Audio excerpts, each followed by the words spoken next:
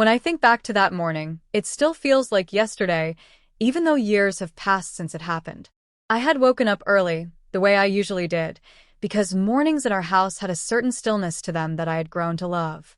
The world outside was quiet, the neighborhood slowly waking up, and the faint sound of birds drifting through the open window made the silence feel alive. I remember standing by the kitchen counter, my coffee mug warm in my hands, when I heard a soft knock on the doorframe behind me. I turned, half expecting it to be my sister, but instead, it was my nephew, Daniel. He was standing there with his school shirt tucked in neatly, his hair combed down with that little stubborn wave at the side that never wanted to stay flat. But what caught my attention most was the tie dangling from his hand, looking more like a ribbon than a piece of clothing.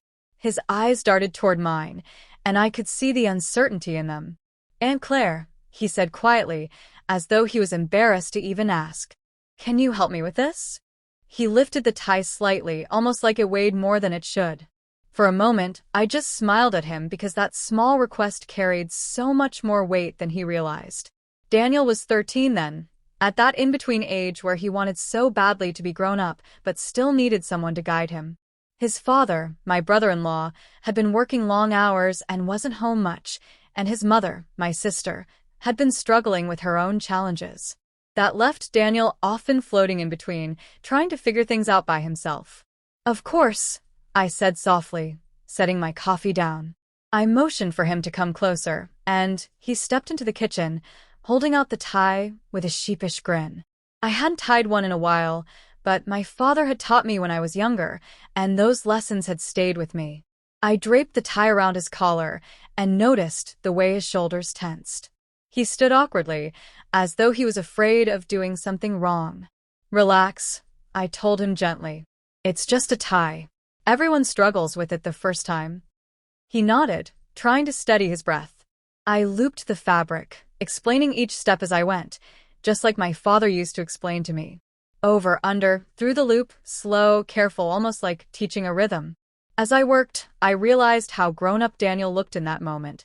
His voice had started to change, his hands were larger than I remembered, and yet, there was still that little boy inside him who used to run through the yard with scraped knees and wild laughter. Helping him tie that knot wasn't just about the tie.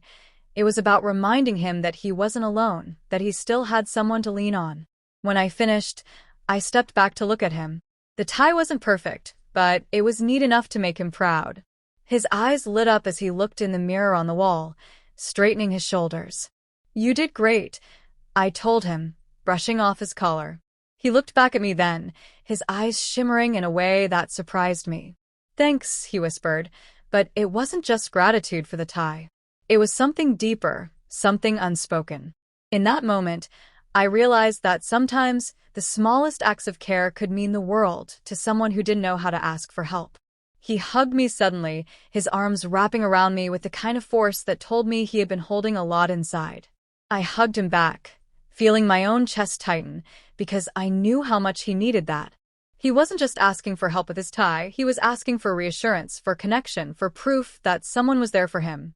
When he finally pulled away, there was a new kind of confidence in his posture. He picked up his backpack, glanced once more in the mirror, and gave me a small smile that nearly broke my heart with how much it resembled his mother's smile when she was his age. That day, he left for school standing taller than I had seen him in a long time. And I sat back down with my coffee, but this time, my eyes were misty, and my heart felt heavier and lighter all at once. Because sometimes, love shows up in the quietest of ways. In a tie, in a hug, in the simple act of being present. And those are the moments that change us forever. That morning stayed with me, not because of the tie itself, but because of what it symbolized. It reminded me that family is built not just on grand gestures, but on the little things, the everyday moments where we choose to show up for each other. And in that choice, we find the kind of love and strength that carries us through life's hardest seasons.